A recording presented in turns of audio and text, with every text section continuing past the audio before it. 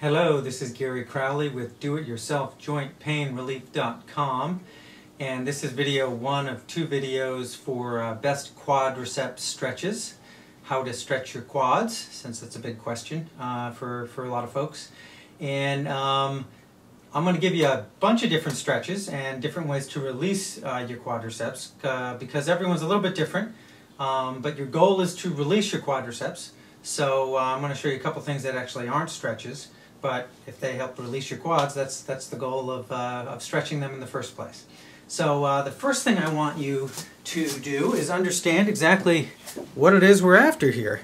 And these are your quadriceps and these big strong muscles. There's this big one down the front is your rectus femoris, and underneath that is this vastus medialis, and vastus intermedius, and basically, when you do the first stretch I'm going to show you in these videos, you're mainly going to be getting these guys.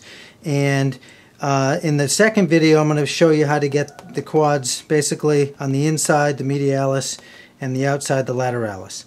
And you don't need to know any of that, but I just want you to be able to see what it is we're stretching here. So that being said, the first and simplest stretch for your quads that you've probably been doing, since you were a little kid, is grabbing this leg, pulling up on your foot, and feeling the stretch there. And if if you don't have a lot going on and you're just kind of doing some general stretching, that's a great thing to do. You can always lean against the wall. If you want to test your balance, you can not lean against the wall. And even if you have a hard time doing that one, you can always lay down and do it. And try to stretch it that way, and that's fine. That's a nice general quad stretch if you don't have anything going on in your pelvis or your knees. But if you really want to get at these big, strong quadricep muscles and really help them release, the first stretch I'd recommend is, or the first way in there, is similar. We're going to be pulling our leg back, but basically if you kneel on a towel with the quad you want to stretch on the towel. You can support yourself with a little bench or a chair if you want. If you're skilled enough, you don't need to. But you're basically going to reach down, and now I just brought my foot up and kind of grabbed it, but if you need to kind of cheat and basically get your hand here if you can. If you can only get to there, then do that until you free it. But basically you want to get the top of your foot, and then, very important, you want to square up here so that your pelvis is facing, is squared off, facing the wall across from you. Your shoulders are square, because if you start cheating, especially these quads attach, or the big one especially attaches up here. And if you start cheating, you're going to be taken away from that stretch. So you want to get nice and squared up. Everything's aligned. You reach back. You pull on your foot, and you'll feel that stretch right here. And then what you'll notice is if you pull up on that and basically arch your shoulders back and stay squared up, you'll feel that stretch even more. And then the big secret to stretching these big quad muscles is you want to do some resistance stretching, where basically you're going to engage this quad while you stretch it the entire time you're stretching it. So these muscles straighten your leg. So if I'm here and I'm basically trying to straighten my leg, it's going to be pulling my foot down this way. But I'm just going to alternate between, while I'm engaging that, I'm trying to push it down, but I'm going to let my hand win, and then I'm going to let my quad win, and then I'm going to let my hand win and get as much of a stretch as I can and get my quad to win.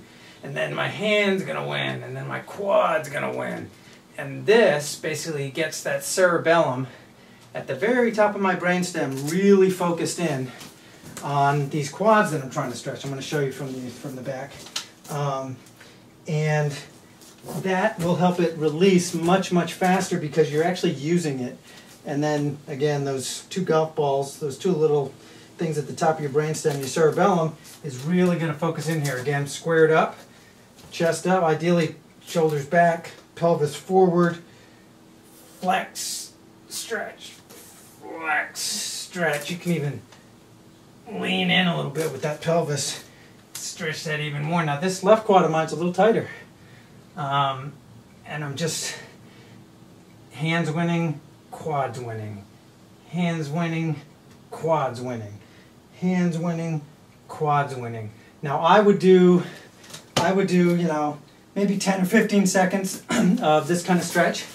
I would maybe take a little break, you know, a few seconds off, do maybe 3 at a time, do 3 sets of 3 if you really had quad issues. You can do 1 set of 3 if you're just kind of experimenting, seeing how tight things are.